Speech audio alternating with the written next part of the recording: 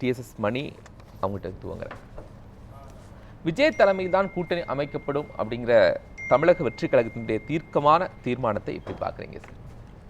இல்லை, 12வது தீர்மானமாக நேற்று அவங்க சிறப்பு பொதுக்குழுவில் தாவேக்கா போட்டிருக்காங்க. அது எப்படி பார்க்கணும் என்று ஒன்று இருக்குது. நாம் லிட்ரல் மீனிங் என்று ஒன்று சொல்லுவாங்க ஆங்கிலத்துக்கு தமிழை சொல்லும்போது. இந்த எழுத்துக்கு எழுத்து, வார்த்தைக்கு வார்த்தை, வரிக்கு வரி என்ன பொருள் கொள்வது, அதனுடைய கண்டென்ட் என்ன என்று பொருள் கொள்வது, இப்படி 2 வித்தியாசம் இருக்குது. இந்த மொழிபெயர்ப்பில் கூட சில பேர் அந்த மாதிரி செய்து மக்களுக்கு போய் எட்டாது, அப்படி பண்ணிடுவாங்க. அதனால் விஜய் தலைமையில் தான் கூட்டணி அமைக்கப்படும் அப்படின்னு வார்த்தை கிடையாது அந்த தீர்மானத்தில். விஜய் முதல்வராக வைத்து கூட்டணி நடத்தக்கூடிய ஏற்பாடு செய்வதற்கான பொறுப்பை, தீர்மானத்தை தலைவர்கிட்ட கொடுக்குறோம். அதுதான் தீர்மானம். இது எல்லா கட்சிகளிலுமே தலைவர்கிட்ட கொடுத்துட்றோம் கூட்டணியை தீர்மானிப்பதை, எடப்பாடி பழனிசாமிகிட்ட கொடுத்துருவோன்னு அவங்க பொதுக்குழுவில் முடிவு பண்ணுவாங்க. இப்படி எல்லோருமே செய்யறது தான். அதுலேயும் ஒரு கூட்டணி என்று சொன்னால், தேர்தல் கூட்டணின்னு சொன்னால் ஒருத்தர் தலைமை கட்சியாக இருப்பாங்க, மற்றவங்கெல்லாம் பின்னால் போகிற கட்சியாக இருப்பாங்க என்ற பாணி இங்கே பிரபலப்படுத்தக்கூடிய ஒரு ஊடக பாணி இருக்குது. எனக்கு அதில் பெருசாக உடன்பாடு இல்லை. விஜயை பொறுத்தவரை இதுவரை இருந்த கூட்டணிகளை பற்றி அவருடைய விமர்சனம் என்ன என்று கவனிக்கணும். திமுக கூட்டணியில் எதிர்த்து யாரும் பேச மாட்டேங்கிறாங்க, அடிமைத்தனமாக போகிறாங்க என்ற விமர்சனம் அவர் தொடக்கத்தில் இருந்து வச்சுட்ருக்கார். அப்போ அப்படி போகக்கூடாது என்ற கருத்துள்ளவர் தானே. அப்போ தலைமை என்று ஒரு பெரிய கட்சி, ஒரு கட்சி மற்ற கட்சிக்கெல்லாம் சம மரியாதை இல்லாமல் இருக்கக்கூடாது, அங்கே அப்படி இருக்குது என்பது போல் அவர் கருதுறாரு. அவர் மதிப்பீடு சரி தப்பு என்பது வேறு. அதிமுக கூட்டணியை பற்றி மதுரை மாநாட்டில் ஒன்று தான் சொல்கிறார். இவருக்கு பாஜகவுக்கு பின்னால் போயிட்டீங்க, அடிமையாக போயிட்டீங்க, அதை அந்த தொண்டர்கள் ஏற்றுக்கொள்ள மாட்டாங்க அப்படின்னு சொல்கிறார். அப்போ அப்படி போகக்கூடாது என்ற கருத்துள்ளவர் என்பதாக புரிஞ்சுக்கணும். உள்ளபடியே பாஜகவுடன் அதிமுக சேர்ந்தது என்பது, அதிமுக பாஜக அடிமை என்பது திமுகவும் திமுகவின் ஆதரவாளர்கள் மட்டுமே சொல்லக்கூடிய கருத்து. இங்கே அதிமுக தலைமை தான், அதிமுகவின் எடப்பாடி தான் முதலமைச்சர் வேட்பாளர் என்று அமித்ஷா உட்பட அவர்கள் பாஜகக்காரங்க சொல்லிகிட்டு இருக்கிற நேரம், மாநில தலைவர் பாஜகவின் மாநில தலைவரும் கூட என்ன முதல்வர் எடப்பாடி தான் அவர்களுடைய தலைமையில் தான் என்று சொல்லிக்கிட்டு இருக்கக்கூடிய ஒரு சூழல். ஆனாலும் கூட்டணியில் அப்படி போகக்கூடாது என்று இவர் கருதுகிறார் என்பதாகத்தான் அதிலிருந்து பாசிட்டிவாக புரிஞ்சுக்கணும். தவறாக சொல்லிட்டாரு என்று சொல்வதை விட பாஜகவுக்கு உடன்பட்டு போய்விடக்கூடாது, ஒரு கூட்டணியில் நீங்கள் போகிறீங்க, அவங்களுடைய தப்புக்களை எல்லாம் சரி பண்ணுற மாதிரி ஆயிரும் அப்படின்னு பொருள். அப்போது இவர் ஒரு கூட்டணியை தீர்மானிப்பதற்கான பொறுப்பை கொடுக்கப்படுகிறார் பொதுக்குழுவால், சிறப்பு பொதுக்குழுவால் என்றால், இவர் சமனாகத்தான் எல்லா கட்சிகளையும், கூட்டணிக்கு வரக்கூடிய கட்சிகளை சிந்திப்பார், அணுகுவார் என்பதாக பாசிட்டிவாக நான் எடுத்துக்கிட்டு இருக்கேன். அதற்கு காரணமே என்னென்னா, முதல் மாநாட்டிலேயே ஒரு கட்சி தொடங்கும் பொழுதே விக்கிரவாண்டியிலேயே நம்முடன் கூட்டணி வரக்கூடியவர்களுக்கு ஆட்சியிலும் பங்கு அதிகாரத்திலும் பங்கு என்று நெத்தியில் அடித்த மாதிரி சொன்னவர் விஜய். அப்போ ஆட்சியிலும் பங்கு அதிகாரத்திலும் பங்குன்னா என்ன அர்த்தம்? சமமாகன்னு அர்த்தம். நீங்கள் நல்லா பார்த்தீங்கன்னா, விஜய் தான் மதுரை கிழக்கு, மதுரை மேற்கு, மதுரை மத்தி என்ன எல்லா இடத்திலும் விஜய் தான் முகம் என்பதாக சொல்லித்தான் அந்த தொண்டர்களை, அந்த ரசிகர்களை தொண்டர்களாக்குவது, அந்த வாக்குகளை ஈர்ப்பது என்ற அணுகுமுறையில் மதுரையில் மாநாட்டில் செய்த விஜய், அதற்கு பிறகு விக்கிரவாண்டி மாநாட்டிலோ மதுரை மாநாட்டிலோ விஜயினுடைய பேச்சு என்பதைத்தான் மட்டுமே மேடையில் என்ன அல்லது வெளியே உண்மைப்படுத்தியதை இந்த சிறப்பு பொதுக்குழுவில் மாற்றி ஒரு துணை பொதுச் செயலாளர் தொகுப்பார், ஒரு பொதுச் செயலாளர் வரவேற்புரை கொடுப்பார், இன்னொரு பொதுச் செயலாளர், தேர்தல் பணி செயலாளர், இணை பொதுச் செயலாளர், இவங்கெல்லாம் பேசுவாங்க, தலைவர் கடைசியாக பேசுவார் என்பதாக. அதற்கு பிறகும் நன்றி கூறுவதற்கு அந்த அவங்க பெண்மணி அவங்க செய்வாங்க என்பதாக ஒரு எல்லோரையும் சமமாக நிறுத்தி, சரி ஜெயலலிதா தனியாக உட்காருவாங்களே அந்த மாதிரி இல்லாமல் நடத்தி, அதாவது இதுவரை உள்ள கட்சிகள் போல் அல்ல, இது வேறு என்று முதல்ல சொன்னார் தொடங்கும்பொழுது. அதை நான் நினைவு வச்சுருக்கேன். அவங்க நினைக்கிறாங்களா எனக்கு தெரியாது. அதை ஒட்டி இப்படி சமன்படுத்தி எல்லோரும் சேர்ந்த ஒரு கூட்டு தலைமை என்று தன் கட்சியவே காட்ட விரும்பக்கூடிய விருப்பம் இருக்கிறது என்று நான் கருதுறேன்.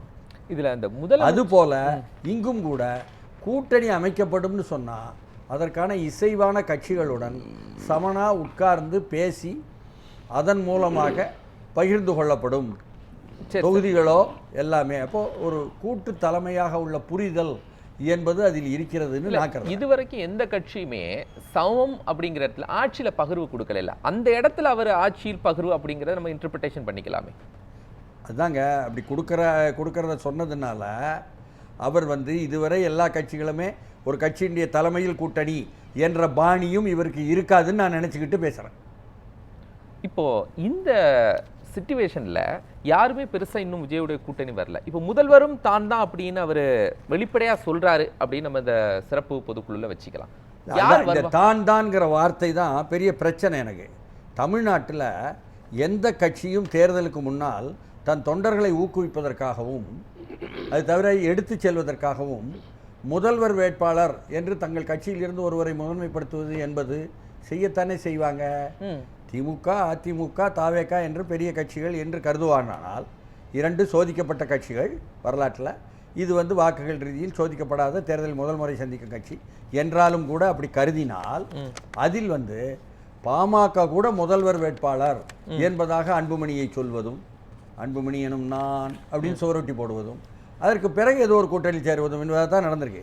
அதனால் இதில் மட்டுமே நின்று கொண்டு இந்த தீர்மானத்தில் இந்த வரியை மட்டுமே முதல்வர் தலைமை என்பதை மட்டுமே நின்று கொண்டு மற்றவர்களுக்கெல்லாம் போதுமான இடம் இல்லை என்பது போல பார்ப்பது என்பது எனக்கு புரியலை. சரி சார், ரெண்டாவது லைனுக்கு வந்துடும். கூட்டணி தொடர்பாக பொதுவெளியில் யாரும் பேசக்கூடாது அப்படின்னு இபிஎஸ் இந்த நேரத்தில் சொல்லியிருக்கதுக்கான காரணம் என்ன? இபிஎஸ் சொல்லியிருக்காரு. ஏன்? ஆமாம், கூட்டணி அமையுங்கிற மாதிரி சொன்னார், கூடி பறக்குது, பிள்ளையார் சொல்லி போட்டாச்சு அப்படின்னு அவர் சில நீங்கள் நடுவில் கொஞ்சம் பக்கத்தை காண மாதிரி பேசுகிறீங்க. என்னன்னு கேட்டால், இந்த பிள்ளையார் சொல்லி போட்டாச்செல்லாம் சொன்ன பிறகு சமீபத்தில் 2 நாள் முன்னால் இபிஎஸ் ஊடக சந்திப்பை சந்திக்கிறாரு. அப்போ சொல்கிறாரு, ஊடகத்தார்களை பார்த்து கேட்குறாரு, ஏங்க நல்லா சொல்லுங்கள், உங்களுக்கெல்லாம் தெரியும்ல, இதுவரை 2024, 21, 19 நம்ம கூட்டணியை அதிமுக எப்போ தீர்மானித்தோம்? 1 மாதம் முன்னால் தானே தீர்மானித்தோம். இப்போவும் 1 மாதம் முன்னால் தான் கூட்டணி தீர்மானிக்கப்படும் சொல்கிறார். அப்போ தான் இதை கேட்குறாங்க, நீங்கள் சொன்னதை கேட்குறாங்க. அப்போ அதற்கு சொல்கிறாரு, ஆமாம் சொன்னேன், ஒரு கூட்டத்தில் கொடியோடு சிலர் வந்தாங்க, ஒரு அந்த உணர்வை அரவணைப்பதற்கு அப்படி நான் சொன்னேன், உண்மைதான். ஆனாலும் என்ன, அதிமுகவை பொறுத்தவரை தேர்தல் அறிவிக்கப்பட்ட பிறகு அல்லது அறிவிப்பதற்கு முன்னால் 1 மாதம் முன்னால் தான் தீர்மானிக்கப்படும். இதுதான் கடந்த காலத்தில், அதாவது இபிஎஸ் வந்த பிறகு உள்ள காலத்தில் உள்ள நிலைமை என்பதாக விளக்கி சொல்லிட்டாரு. அதனால் அதுக்கு பதில் சொல்லிட்டார். சரி சார், இப்போ விஜய் ஒரு வலிமையான கூட்டணி அமைக்கணும் அப்படின்னா ஒன்னே என்டிஏ உடைச்சிட்டு சிலர் தன் பக்கம் வரணும், இல்லைன்னா என்டிஏ போய் எதுக்குங்க உடைக்கணும்? அவர் எப்போ முந்தானேத்து ஊடக சந்திப்பில் கூட்டணி தீர்மானிக்கப்படுவதே 1 மாதம் முன்னால் தான், தேர்தலுக்கு முன்னால் என்று சொன்னார்னா, என்டிஏ என்பதாக ஒன்று இருப்பதாகவும், நீங்கள் இதுவரை அவரும் அமித்ஷாவும் சந்தித்தது, அவர்கள் கூட்டணியாக இருக்கிறார்கள் என்று வெளியே வருவது, அவர்களும் ஆமாம்னு சொல்லி கொண்டிருப்பது என்பது எல்லாம் அது ஒன்று உண்மையாக இருக்கணும், இது உண்மையாக இருக்கணும் இல்லையா?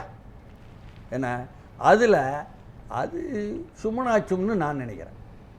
இப்போது அதை உடைக்க வேண்டிய அவசியம் இல்லை. இந்தியாவெல்லாம் உடைக்க முடியாது. இந்தியா கூட்டணியிலேருந்து யாரும் வர்றதுக்கும் வாய்ப்பு இல்லைங்கிறீங்களா?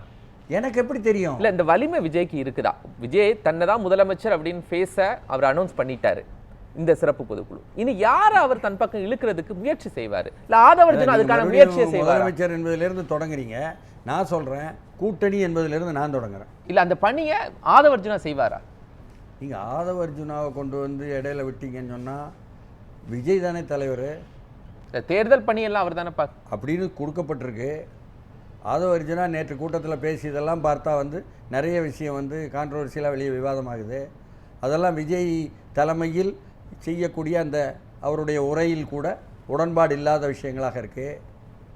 அதுக்கெல்லாம் போகாமல் கூட்டணியை தீர்மானிப்பது என்பது விஜய் கையில் பொறுப்பு கொடுக்கப்பட்டுள்ளது. காங்கிரஸ் கட்சி என்பது இந்தியா கூட்டணியில் இருக்குது, திமுக கூட்டணியில் இருக்குது என்பது உண்மைதான் இன்றைக்கு.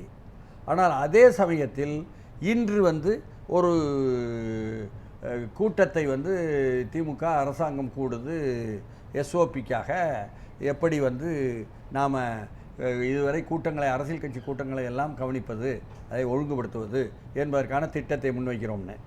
அதில் காங்கிரஸ் கட்சியைச் சேர்ந்த தலைவர் மாநில தலைவர் உள்ளே போயும் பேசிட்டு வெளியே வந்தும் என்ன சொல்கிறாரு என்று கேட்டால் தெளிவாக ஊடகத்தில் இன்று மாலை ஏட்டில் வந்துருச்சு. என்ன சொல்கிறாருன்னு கேட்டால் விஜய்க்கு மட்டும் பாதுகாப்பு இல்லை என்பதல்ல, எனக்கும் தான் இல்லை. அனுமதி எப்பொழுது கேட்டாலும் மறுக்கப்படுகிறது, நாங்களும் போராட்டங்களுக்கோ கூட்டங்களுக்கோ என்று சொல்லியிருக்காரு. இன்று மாலை ஏட்டில் வந்திருக்கு. புரியுதுங்களா? அதனால் அப்படி வருவதாக இருந்தால் காங்கிரஸ் கட்சியினுடைய தமிழ்நாடு இன்சார்ஜின்னு ஒருத்தர் கிஷோர் இருக்கார். அவர் ஒரு புள்ளி விவரத்தை காட்டி பாதுகாப்பின்மை பெண்களுக்கு என்பது தமிழ்நாட்டில் அதிகமாக வந்திருக்கு, 40% அப்படின்னு டேட்டா அவர் சொல்லியிருக்காரு இல்லையா? அப்போ திமுக கூட்டணி என்பது இன்றைக்கு ஒன்று இருக்குது, இந்தியா கூட்டணி என்றும் அது அழைக்கப்படுது.